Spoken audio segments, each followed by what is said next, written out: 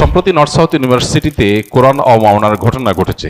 এতে সারা দেশে মানুষ সংক্ষুব্ধ হয়েছে। প্রশ্ন হলো, এই ধরনের ঘটনা প্রায় ঘটে থাকে, এর কারণ এবং প্রতিকার কি? আমাদের দেশে ধর্ম অবমাননা এটাকে আরো পরিষ্কার করে বললে, সঠিকভাবে বলতে গেলে ধর্ম অবমাননা না, ইসলাম অবমাননা। কারণ অন্য ধর্মের অবমাননা সাধারণত হতে দেখা যায় না, ইসলামের অবমাননাটাই আমরা দেখি। তারপরে আমরা ধরে নিলাম ঠিক আছে, বিষয়টা সাধারণ ধর্ম অবমাননা। এটা আমাদের দেশে বিশেষ করে শিক্ষা প্রতিষ্ঠানগুলোতে যে প্রায় হয়, শিক্ষকরা পড়াচ্ছেন গণিত, উনি রাসূল সাল্লাল্লাহু আলাইহি ওয়াসাল্লামকে টেনে এনে তার চরিত্র নিয়ে আঘাত করে বসলেন। পড়ানো হচ্ছে সোশ্যাল সায়েন্স পড়ানোর নাম করে সেখানে নাস্তিক্যবাদ খাঁজে ভাজে ঢুকিয়ে সেটাকে এস্টাবলিশ করা হচ্ছে। এই বিষয়গুলো আমাদের দেশে দীর্ঘদিন থেকে হচ্ছে। একজন শিক্ষার্থী নেকাব হিজাব করে শিক্ষা প্রতিষ্ঠানে গেছেন, তাকে বলা হচ্ছে তুমি মাদ্রাসায় যাও নাই কেন, এখানে কেন আসছো? হিজাব করলে আর স্কুলে কেন আসছো? এক মুখে তারা বলবে মেয়েদেরকে উচ্চশিক্ষা শিক্ষিত করতে হবে, আবার আরেক মুখে তারা যখন মেয়েরা হিজাব নেকাব পড়তে আসবে বলবে তুমি এখানে কেন আসছো। এটাইকে বলে মুনাফিকি, এটাকে বলে দ্বিচারিতা, এটাকে বলে ভণ্ডামি।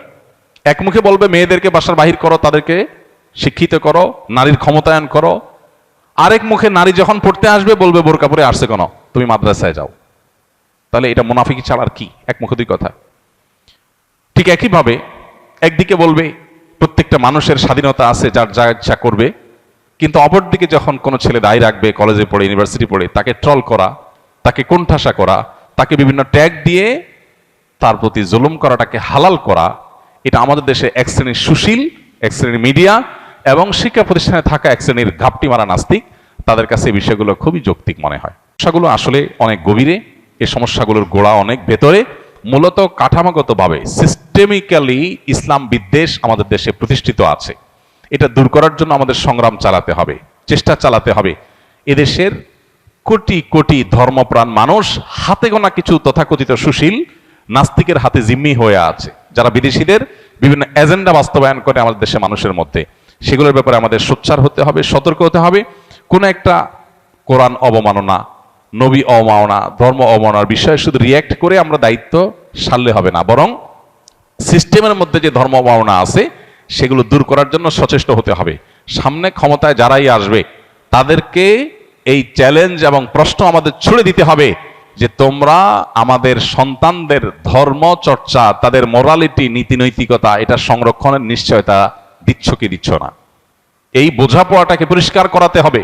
সেটা যদি না করেন তাহলে এই কাঠামোগত ইসলাম বিদ্বেষের কারণে এ ধরনের সমস্যা আরো বাড়তে থাকবে এবং সাধারণ মানুষ সংক্ষুব্ধ হতে থাকবে। পৃথিবীর অনেক দেশে ফাইটিং ওয়ার্ডস নামে একটা কথা আছে, আদালত সেটাকে আমলে নেয়। একজন মানুষকে আপনি এমন একটা ওয়ার্ড ব্যবহার করলেন যেটাতে সে সংক্ষুব্ধ হবে, তো এতে আপনি অপরাধী হন।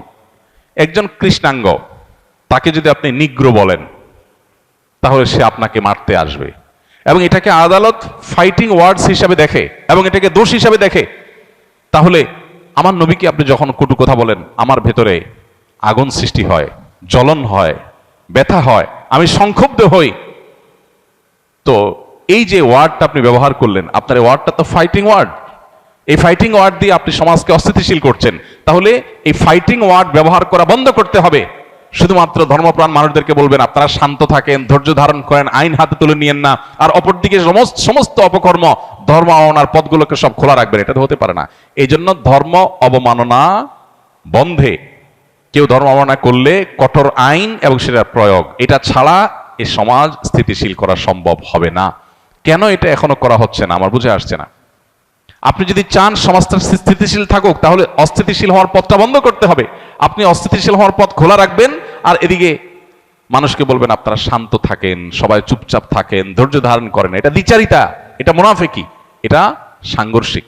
অতএব আমাদের দেশে এই যে কাঠামোগত ইসলাম বিদ্বেষ, রাষ্ট্রের কাঠামোতে, শিক্ষা প্রতিষ্ঠানের শিক্ষা ব্যবস্থার কাঠামোতে যে ইসলাম বিদ্বেষ খাঁজে ভাজে আছে, আপনি দেখুন 23 সালে যে স্কুলের বইগুলো হয়েছে, এমনকি এই বছর 2025-এ সঙ্গীত শিক্ষার যে বইগুলো ক্লাস 9-এ, ক্লাস 7-এর, এগুলো করা হয়েছে, এবং এখন স্টিল নাও বর্তমানে শিক্ষা মন্ত্রণালয়ের ওয়েবসাইটে, পাঠ্যপুস্তকের সাইটে এখনো সে বইগুলো আছে। আপনি চাইলে এখনো ডাউনলোড করতে পারবেন। এই বইগুলোর কাভার দেখেন, এই বইগুলোর কাভার হিন্দুদের কাভার। এগুলোর ভেতরের গানের কথা সবগুলো ভারতের মানুষের ধর্মবিশ্বাস এবং তাদের কৃষ্টি কালচারকে আমাদের উপরে চাপিয়ে দেওয়া হচ্ছে। এই যে কাঠামোগত ধর্মবিদ্বেষ বা ইসলাম বিদ্বেষ, এটার ফলশ্রুতিতে অনবরত সমাজ অস্থিতিশীল হচ্ছে। এটা বন্ধ করার জন্য এই কাঠামোগত ইসলাম বিদ্বেষ থামাতে হবে। সমাজের মানুষের চিন্তা দর্শন তাদের বিশ্বাসকে আঘাত করবেন আর সমাজ স্থিতিশীল থাকবে, এটা কোনোদিনই আসলে সম্ভব না। এই জন্য এই পথগুলো বন্ধ করতে হবে। দায়ী রাখলো, টাকনোর উপরে প্যান্ট পরলো, আপনি তাকে জঙ্গি ট্যাগ দিয়ে দিলেন, এই ট্যাগ দিয়ে তাকে দমন প্রেরণ শুরু করেছেন, মানুষ সংক্ষুব্ধ হবে। আপনারা দেখতে পাচ্ছেন 2025-এর বাংলাদেশে তরুণদের মধ্যে ব্যাপকভাবে দ্বীনের প্রতি ঝুঁকে পড়ার প্রবণতা বাড়ছে। কলেজ ইউনিভার্সিটিতে প্রচুর পরিমাণ মেয়েরা এখন পর্দা করছে, ছেলেরা এখন নামাজ কালাম পড়ছে। এই জিনিসটা কিন্তু আজ থেকে 10 বছর আগে, 20 বছর আগে এতটা ছিল না। এটা কেন হয়েছে? ইসলাম জিনিসটাই এমন, যত বেশি চাপ দিবেন, যত বেশি কোণঠাসা করবেন, এটা আরো তত বেশি প্রকাশ ঘটবে, বিকশিত হবে। অতএব গত 15 বছর যাবৎ, বিশেষ করে আরব স্পষ্ট করে বললে এই 50 বছর যাবৎ ঔপনিবেশিক যে আপনার কালচার আমাদের সমাজে ঝেঁকে বসেছিল, সেটার উপরে আমাদের সমাজ দাঁড়িয়ে থাকার কারণে আমাদের কাঠামোগত ধর্মবিদ্বেষ সব জায়গায় ছড়ানো আছে, ইসলামোফোবিয়া সব জায়গায় এটাকে ছড়িয়ে দেওয়া হয়েছে। অতএব এই জিনিসটা দূর করতে হবে। আপনি শিক্ষা দেন, শিক্ষার নামে সন্তানকে নাস্তিকবাদের দিকে আহ্বান করা, তার ধর্মবিশ্বাসে আঘাত করা, এটা যদি আপনি করেন তাহলে আপনি ধর্মপ্রাণ মানুষের সমাজে কখনো সাকসেস হবেন না। সমাজ আরো নষ্ট হবে, অস্থিতিশীল হবে। এবং সেই সাথে ধর্ম অবমাননার পথ বন্ধ করার জন্য কঠোর আইন এবং তার প্রয়োগ নিশ্চিত করতে হবে। তাহলে এ ধরনের অনভিপ্রেত এবং অনাকাঙ্ক্ষিত ঘটনাগুলো এমনি থেমে যাবে। আল্লাহ তাআলা আমাদের প্রিয় মাতৃভূমিকে শান্ত রাখুন, স্থিতিশীল রাখুন। আল্লাহ তাআলা আমাদের এই সমাজ, এই দেশকে ঘিরে বিদেশিদের যত ষড়যন্ত্র আছে, তারা আমাদেরকে অস্থিতিশীল করতে চায়, এখানকার মানুষকে অসহিষ্ণু প্রমাণ করতে চায়, তাদের সমস্ত ষড়যন্ত্রগুলোকে আল্লাহ তাআলা নস্যাৎ করে দিন। এর জন্য আমাদেরকে দায়িত্বশীল আচরণ করতে হবে। আমরা যদি দায়িত্ব জ্ঞানহীনের মতো আচরণ করি, তার পরিণতি আমাদেরকে বরণ করতে হবে। আল্লাহ আমাদেরকে তৌফিক দান করুন।